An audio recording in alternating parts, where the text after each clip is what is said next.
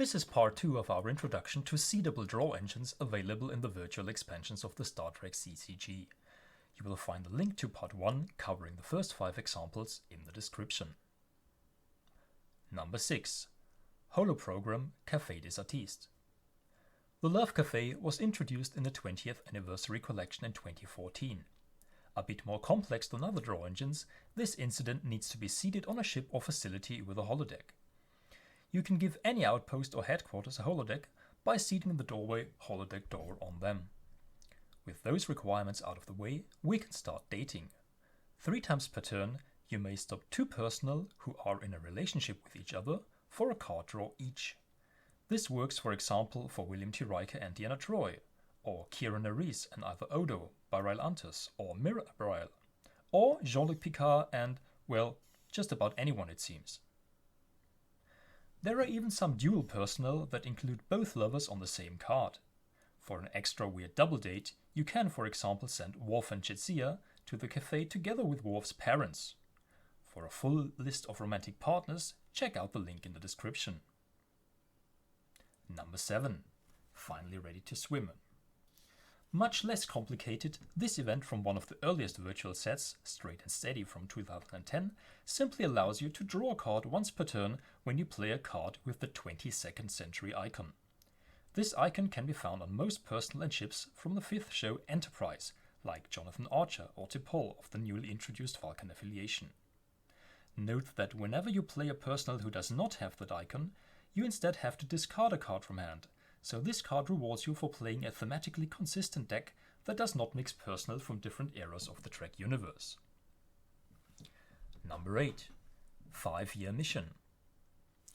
Another straightforward draw engine from the 2019 expansion The Cage, this event allows you to draw an additional card at the end of your turn as long as all your personnel and ships in play have the original Sierra's icon, for example Mr. Spock or young Yeoman Rand.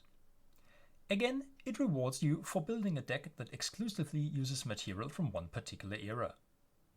Note that the original Sierra's icon is not the same as the original movie's icon, which you find on personal cards depicting more experienced versions of these characters, like Captain Spock and Commander Rand. Number 9. Continuing Mission. Released in the 2012 set The Next Generation, Continuing Mission was the first card to introduce the mechanic of using property logos. Every card with the TNG or Generations property logo in the upper right corner is granted the TNG icon by this incident. With this card in play, you can draw a card once per turn when you play a TNG icon personnel that has a maximum of 4 skill dots and no special download icon. So while a 5 skiller like Data wouldn't qualify for the draw, playing 4 skill Geordi would earn you that extra draw. Be aware that you have to discard this incident as soon as you play a personnel or ship that does not have the TNG icon. Number 10. The Celestial Temple. This time location from the 2013 set Emissary potentially rewards you with an additional end of turn card draw if you have a personnel with a very rare orb icon present. Conveniently, there are some personnel with that icon that you can easily download, like Kira Nerys via Defend Homeworld.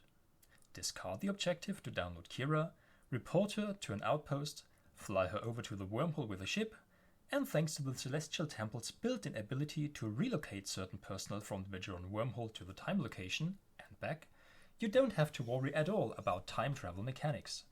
Simply let Kira talk to the prophets and they will reward you with an extra card draw. Apart from these 10 examples, there are many more ways to draw cards in the virtual card pool, some of them very specific. If you'd like to know more or have suggestions for other topics, please leave a comment and I'll try to cover it in a future episode.